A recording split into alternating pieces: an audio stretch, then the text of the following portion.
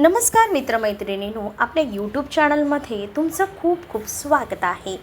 चला तर मग आजच्या आपल्या पुढच्या भागाला आपण सुरुवात करूया. निखिलने हलकेच हसत तिघांच्याही पायांना स्पर्श केला. निखिल तिथेच बसला होता तेव्हा कविता त्याच्यासाठी कॉफी घेऊन आल्या. निकिताने हट्ट केला म्हणून इतक्यात घाईत यावं लागलं ना, आजी म्हणाल्या. निखिलही फक्त हसला. आम्ही तिला समजवण्याचा प्रयत्न केला पण ती काही ऐकायला तयार नव्हती. आजी पुढे बोलल्या. आजी ठीक आहे, तिने सांगितलं नसलं तरीही येणारच होतो. निखिल म्हणाला. निखिल तू आता फ्रेश हो, निकितीच्या खोलीतच आहे, कविता म्हणाल्या. आता आई, निखिल हसत उत्तरला तर निखिल वर गेला. निकिताच्या खोलीचा दरवाजा उघडला. ती बेडवर आडवी झोपून दोघांचा फोटो पाहत होती. निक्की मी ती आहे, तू फोटो का बघतेस, निखिल मध्येच बोलला. निखिलचा आवाज ऐकताच निकिता पटकन सरळ बसली. निखिल, निकिता धावत येऊन त्याला घट्ट मिठी मारते. बराच वेळ दोघेही आता तसेच उभे राहिले. मिस यू, निकिता मागे होऊन त्याच्या गालावर चुंबन घेते. निखिल तिच्या उचलून बेडवर बसवतो आणि स्वतः तिच्यासमोर बसतो. काय झालं होतं, निखिल तिच्या गालावर हात ठेवत विचारतो. काही नाही, तुम्ही मला सोडून कुठेही जायचं नाही. निकिता त्याची कॉलर पकडते. म्हणजे निक्की तू मला धमकी देतेस का, निखिल भुवया उंचावूनच विचारतो. मी काही करू शकते, निकिता ठामपणे म्हणते. अच्छा, मी पण तुझा नवरा आहे, मीही बरंच काही करू शकतो, निखिल तिच्यावर झुकतच बोलतो. निखिल दरवाजा उघडा आहे, निकिता त्याच्या छातीवर हात ठेवत म्हणते. घाबरलीस का माझी बायको, निखिलही तिला चिडवतो. मी का घाबरू, माझा खाजगी नवरा आहे, निकिता डोळे मिचकावतच बोलते. निखिल काही बोलणार इतक्यातच ती त्याच्या ओठांवर चुंबन घेऊन मागे येते. निक्की हे बरोबर नाही, निखिल तिला जवळ ओढतो. मग माझ्या बेबीला काही हवंय, निकिता विचारते. मी घेतोय ना, निखिल तिच्या ओठांवर ओठ ठेवतो. हळूवारपणे तिच्या गालावर आणि ओठांवर चुंबन घेतो. तीही त्याच्या गळ्याभोवती आत गुंफून त्याला जवळ ओढते. दोघेही आपल्या श्वासात हरवले होते. पण जिजू सॉरी, मी तुम्हाला डिस्टर्ब केलं, पण मम्मी पप्पा आणि मोठी मम्मी येत आहेत, आर्या डोळ्यांवर हात ठेवूनच बोलते. दोघेही पटकन बाजूला होतात. निकिता बेडवरून खाली उतरते तर निखिल उलट्या हाताने ओठ पुसत तिला डोळा मारतो. आता येऊ का मी, आर्या डोळ्यांवर हात ठेवूनच आता विचारू लागते. आधी तो हात काढ, निकिता म्हणते. आर्या हसत आत येते. तिच्या मागेच कविता आणि आशा आजी येतात आणि त्यांच्या हातात जेवणाच्या प्लेट्स होत्या. निक्की आता जर जेवण करशील ना, आशाजी हसत तिला विचारतात. तू अजून जेवली नाहीस, निखिल तिला विचारतो. निकिता गोंडस चेहरा करत नाही म्हणते. जिजू तुम्ही निक्कीला खूप लाडवलंय, आर्या निकिताला कोपरं मारतच म्हणते. हे खरंच आहे, आशा ही म्हणतात. निक्की जेवण करायचं ना, मी येतो म्हणून सांगितलं होतं ना, निखिल म्हणतो. सॉरी, निकिता म्हणते. चला दोघंही जरा जेवून घ्या, कविता म्हणतात. आई जर निक्कीने पुन्हा जेवण केलं नाही तर तुम्ही फक्त मला कॉल करा, मी खात्रीने भेटायला येणार नाही, निखिल तिला दटावत बोलतो. हो, कविताही हसत म्हणतात. विजय आणि काका घरी आले होते, सगळे होते पण निखिल दिसत नव्हता. निखिल कुठे आहे, विजय विचारतात. तो अजून घरी आला नाही, साधना म्हणतात. ऑफिसमध्ये नव्हता का तो, आजी काळजीने विचारतात. सकाळपासून साहेब कुठे गायब आहेत काय माहिती, विजय चिडूनच बोलतात. कॉल केला तर लागतही नाही आहे, काकाही सांगू लागतात. कदाचित बदल म्हणून कुठेतरी बाहेर गेला असेल, दादा कृतिका म्हणते. तुला कोणी विचारलं आहे का, तू मध्ये बोलू नकोस, यश चिडून बोलतो. मी काही चूक बोलतोय का, आता दादाही त्या निकिताला कंटाळला होता. कृतिका नाक मुरडतच म्हणते. ती तुझी वहिनी आहे, नीट बोलायचं, आणि तुझ्या नवऱ्याला तुझी आठवण आली का, इतक्या दिवसात काकी ओरडत बोलतात.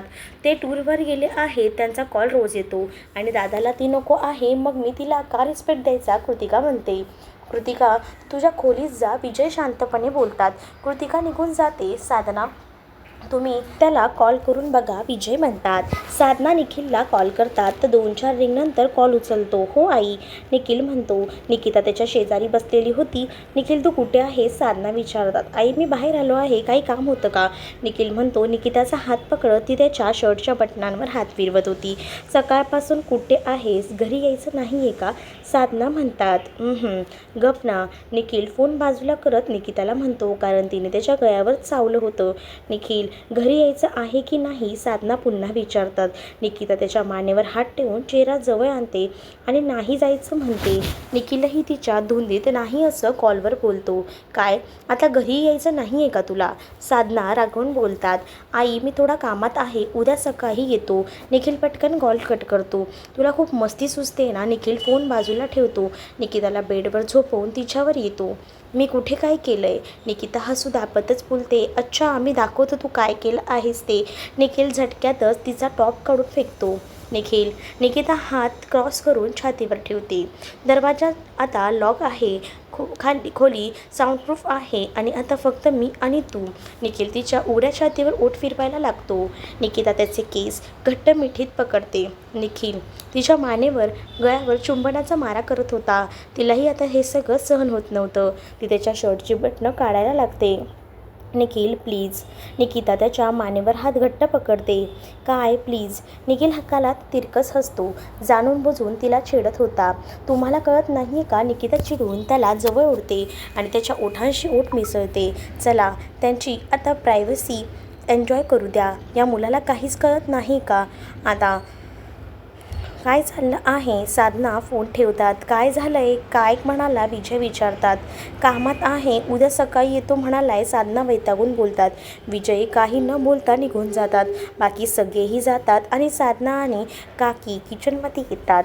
तर आता ताई निखिल कुठे होता? काकी विचारतात. माहिती नाही, पण तो कोणत्या तरी मुलीसोबत होता. साधना म्हणतात. काय? काकी आश्चर्याने म्हणतात. आणि हो साधना, त्यांनी काय ऐकलं ते सांगतात. निखिल असं काही करणार नाही, त्याचं निकितावर खूप प्रेम आहे. आता काकी म्हणतात. काहीच कळत नाही आहे मिनल, माझी शंका खरी ठरली तर आपण आपल्या तोंडाने निकिताला परत ये म्हणणार. साधना म्हणतात. ताई असं काही नसेल, तुम्ही टेन्शन घेऊ नका. काकी समजावत बोलतात. देव करो आणि असं काही नसावं. साधनाही आता म्हणत असतात. तर दुसऱ्या दिवशी निखिल निकिताला संध्याकाळी येण्याचं वचन देऊन घरी येतो. विजय आणि काका ऑफिसला गेले होते तर आता यश आणि सायली आज घरीच होते. कृतिका आशीषसोबत आता खेळत होती तर निखिल सरळ आता तिथे येऊन आपल्या खोलीकडे जात होता. निखिल काल कुठे होतास तू? साधना विचारतात. आई मला उशीर होतोय, आपण नंतर बोलू. निखिल घाईत खोलीकडे निघून जाताना जातो. साधना निराश होऊन तिथेच बसतात. तर काकी आता डोळ्यांनीच त्यांना आता धीर देतात. आता सगळ्यांसमोर त्या दोघी निखिलला काही बोलू शकत नव्हत्या. निखिल खोलीत येतो. पटकन सगळं आवरून तयार होऊ लागतो. तेवढ्यातच आता निकिताचा कॉल येतो. हो निखिल म्हणतो. घरी पोचलात तुम्ही? निकिता विचारते. हो थोडा वेळ झाला आहे, मी तुला कॉल करणारच होतो. निखिल म्हणतो. का? निकिता विचारते. घरात जे हिडन कॅमेरे आहेत ना त्यांना फुटेज आले आहेत, मी चेक करतो सगळं. निखिल म्हणतो. तुम्हाला खूप त्रास होईल, तुम्ही आता संध्याकाळी येताना घेऊन या ना, मीही चेक करते. निकिता म्हणते. नको तू आराम कर, मी येताना जेनीला सांगितलं आहे, आम्ही बघू. आता मिस यू बेबी. निकिता लाडात बोलते. मिस यू टू शोना. आता निखिल बोलतो आणि त्यांची बोलती बंद होते. साधना आणि काका तिथे होत्या. मी ती करतो तुला कॉल. निखिल पटकन कॉल कट करतो आणि फोन खिशात टाकतो. निखिल काय चाललंय तुझं? साधना या आत येत म्हणतात.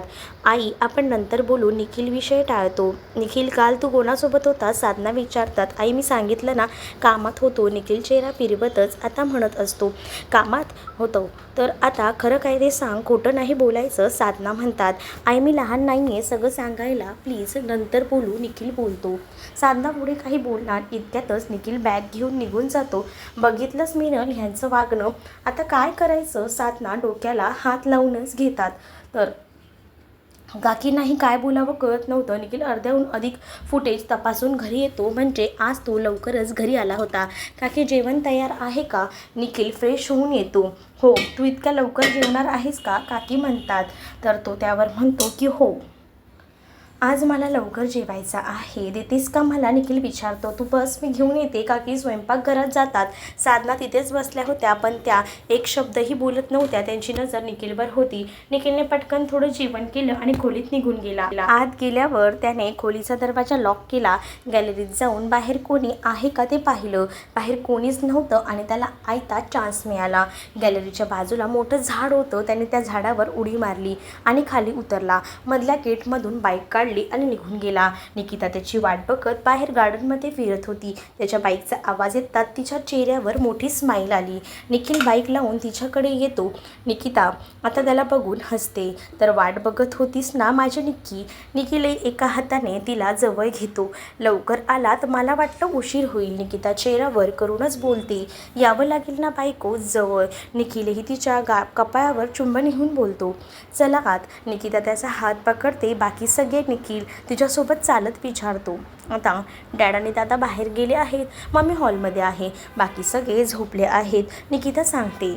आता दोघंही जण हॉलमध्ये येतात. कविता तिथे होत्या. आई अजून झोपल्या नाहीत. निखिल त्यांना बघून बोलतो. नाही, तुमचे डॅड यायचे आहेत ना? कविता म्हणतात हो. निक्की पण तुमच्यावर गेली आहे. निखिल हसत बोलतो. पण तुझी धावपळ होते. कविता म्हणतात नाही आई ठीक आहे. निखिल उत्तर देतो. तुम्ही आता आराम करा. निक्की त्यांना झोपू दे. उगाच बडबड करत बसू नको. कविता सांगतात तुम्हाला फक्त त्यांची काळजी, माझी नाही. मीही त्यांना सोडून राहते ना. निकिता गाल फुगवून बोलते. निखिल आलाय तर तुला नाटक सुचते. आतापर्यंत आर्याशी भांडत होतीस. कविता आता तिला म्हणतात मम्मी. निकिता सूर लावते.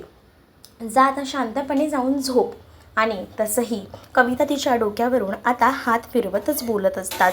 निखिल आणि निकिता खोलीत येतात. आज निखिल थकला होता. तो बेडवरच पडताच झोपी गेला. निकिताही त्याच्या कुशीत मस्तपैकी झोपली. साधना आणि काकींना सगळं आवरायला रात्री 11:30 वाजले होते. आज त्यांनी मुद्दाम उशीर केला होता कारण त्यांना निखिलशी बोलायचं होतं. काकी निखिलच्या खोलीचा दरवाजा ठोठावतात. 2-3 वेळा वाजवूनही निखिल काही प्रतिसाद देत नव्हता. कसा दिला? तो तर निकिताजवळ होता. आई हा खोलीत आहे ना? काकी विचारतात. तर नाही वाटत मला तरी. आता साधना म्हणतात मी कॉल करते. काकी सांगतात. तर निखिलचा फोन व्हायब्रेट होत होता. दोघांची झोप जी होती ती डिस्टर्ब झाली. व्हायब्रेटवर असल्याने कोणाचा फोन आहे हे कळलंच नाही. निक्की बघ ना तुझा फोन. निखिल तिच्या मानेवर चेहरा घासतच बोलतो. निकिता हात लांबून साईड टेबलवरचा फोन घेते आणि न बघता कॉल उचलते. हॅलो. निकिता झोपाया आवाजात बोलते. इकडे फोन स्पीकरवर होता. काकी आणि साधना दोघीही शॉक होतात. निकिता दोघी एकदम बोलतात. हो. निकिता म्हणते निखिल तुझ्यासोबत आहे का? साधना विचारतात. त्यांचा आवाज ऐकताच निकिताची झोप उडाली.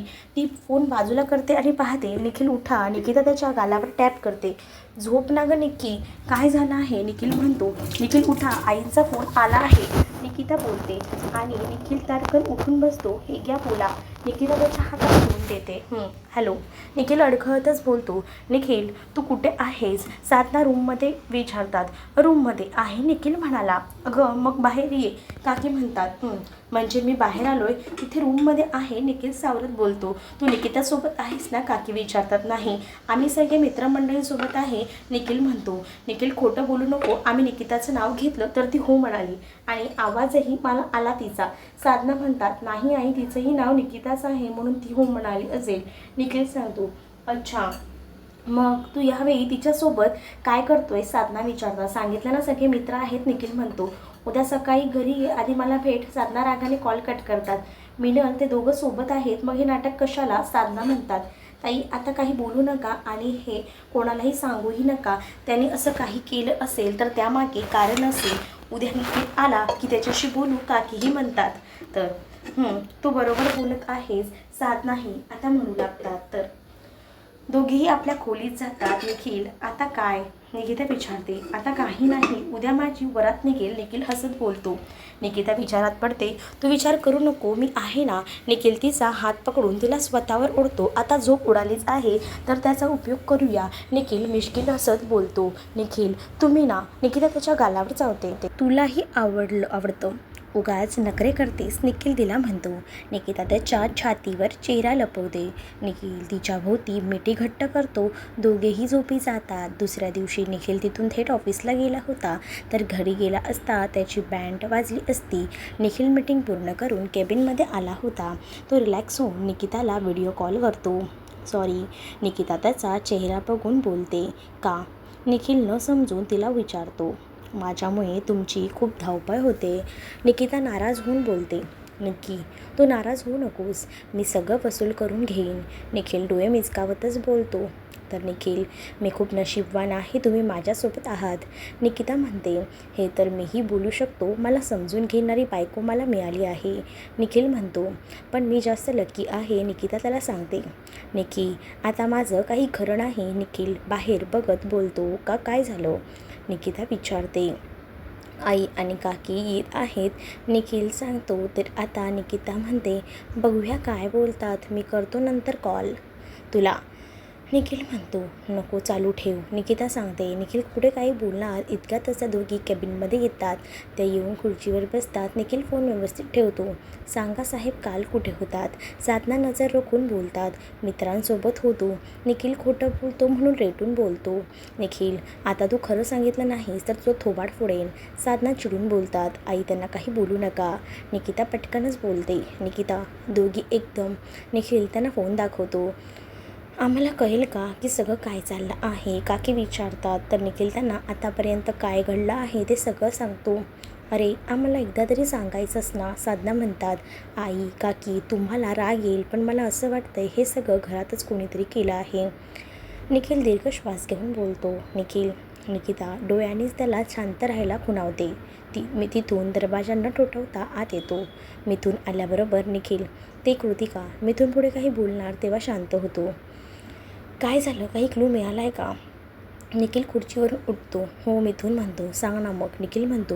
निखिल, तुझ्या घरी माया आहे ना, ती दिसते वहिनीच्या खाण्याच्या गोष्टीत काहीतरी मिसळताना. आणि मिथून बोलायचं थांबतो. आणि काय? मिथून सांग लवकर. निखिल म्हणतो. कृतिका मायाला धमकावत होती. मिथून काकीकडे बघून बोलतो. तर तुम्हाला हा भाग कसा वाटला हे नक्कीच मला कमेंट करून सांगा. आणि अशाच नवनवीन भागांसाठी आपल्या चॅनललासुद्धा सबस्क्राईब नक्कीच करा. चला तर मग भेटूया पुढच्या भागामध्ये. तोपर्यंत टाटा बाय.